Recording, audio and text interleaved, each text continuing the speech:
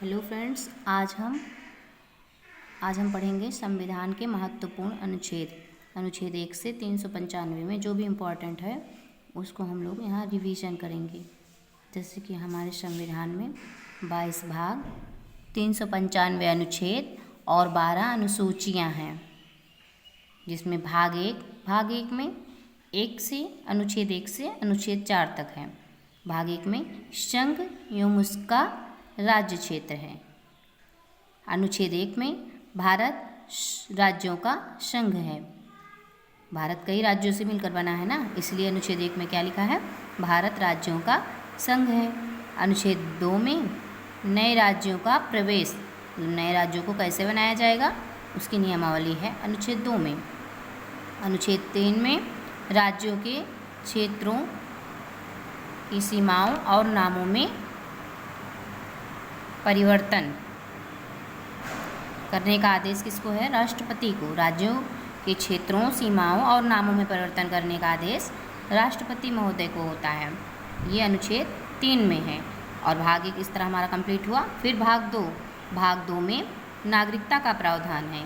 भाग 2 में 5 से 11, अनुच्छेद 5 से 11 के बीच नागरिकता का प्रावधान है। उसके बाद भाग 3 में हमारे मौलिक अधिकार हैं। पहले संविधान में 7 मौलिक अधिकार थे, लेकिन एक मौलिक अधिकार को हटा दिया गया है। अब वर्तमान में 6 मौलिक अधिकार हैं, जो अनुच्छेद 12 से अनुच्छेद 35 तक हैं, जिसमें 6 मौलिक अधिकार हैं। नंबर 1 समानता का अधिकार, 2 पे स्वतंत्रता का अधिकार, 3 शोषण के विरुद्ध अधिकार, 4 धार्मिक स्वतंत्रता का अधिकार, 5 संस्कृति और शिक्षा संबंधी अधिकार और 6 संवैधानिक उपचारों का अधिकार।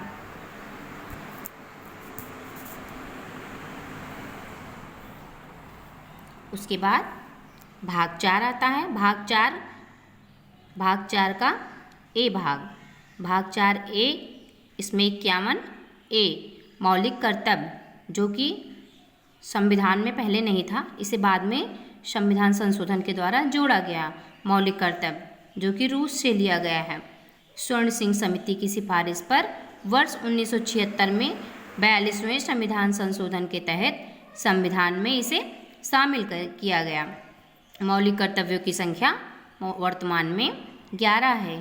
पहले 10 मौलिक कर्तव्य थे, बाद में 86वें संविधान संशोधन के द्वारा एक और मौलिक कर्तव्य जोड़ा गया, जिससे मौलिक कर्तव्यों की संख्या वर्तमान में 11 है। इसके बाद भाग 5 है और भाग 5 और भाग 6 को हम एक साथ ही कवर करेंगे। भाग 5 में संसद के विषय में है और भाग 6 में हमारे राज्यों के विषय में है। जैसे संसद में राष्ट्रपति होते हैं, लोकसभा, राज्यसभा, उसी तरह राज्यों में विधानसभा, विधान परिषद और राज्यपाल। तो इधर हम पढ़ेंगे राष्ट्रपति। अनुच्छेद 52 में राष्ट्रपति का पद है। अनुच्छेद 53 में राष्ट्रपति की शक्ति, कार्य। अनुच्छेद 54 में राष्ट्रपति का निर्वाचन है। और इस तरह और अनुच्छेद 61 में राष्ट्रपति का महाअभियोग है। उन पर मतलब महाअभियोग कैसे लाया जाएगा उसकी प्रक्रिया दी है। और अनुच्छेद 72 में क्षमादान की शक्ति है। राष्ट्रपति की क्षमादान की शक्तियाँ हैं कि राष्ट्रपति सजा को भी माफ़ कर सकता है। फिर अनुच्छेद 123 है, जिसमें राष्ट्रपति अध्यादेश जारी कर सकता है। कोई भी कानून बनाने में राष्ट्रपति अध्यादेश जारी करके कानून को बना सकता है, पारित कर सकता है। उसके बाद है अनुच्छेद 143। अनुच्छेद 143 के तहत राष्ट्रपति सुप्रीम कोर्ट से सलाह मांग सकता है।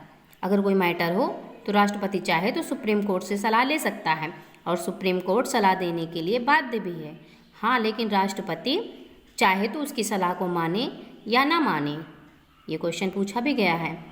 राष्ट्रपति सुप्रीम कोर्ट द्वारा दी गई सलाह को मानने के लिए बाध्य नहीं है।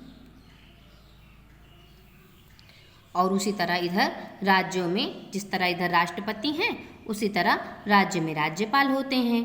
तो बस